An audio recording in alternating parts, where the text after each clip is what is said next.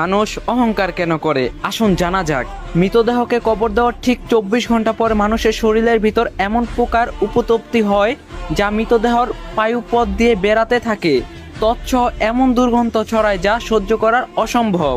আর ওই দুর্গন্ধ পোকার সমগ্রত পোকাদের নিমন্ত্রণ দেয়। দুর্গন্ধ পেয়ে সমস্ত পোকামাকড় বিচ্ছে মানুষের মৃতদেহের দিকে যাত্রা শুরু করে আর সবাই মিলে মানুষের মাংস খাওয়া শুরু করে দেয়। কবর করার 3 দিন পরে সবচেয়ে প্রথমে নাকের অবস্থায় খারাপ হতে শুরু করে এবং পচন ধরে যায়। 6 দিন পরে নখগুলো খসে পড়তে থাকে আর 9 দিন পরে চুলগুলো খসে পড়ে যায়। মানুষের শরীরে সমস্ত লোম ঝরে পড়ে আর পেট ফোলা শুরু হয়ে যায়। 17 দিন পরে পেট ফেটে যায় আর শরীরের ভিতর সমস্ত অংশ বাহিরে বেরিয়ে আসে।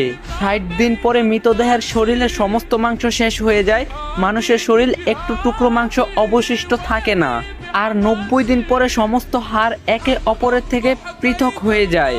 আর 1 বছর পরে মানুষের শরীরের সমস্ত হাড় মাটির সঙ্গে মিশে যায়।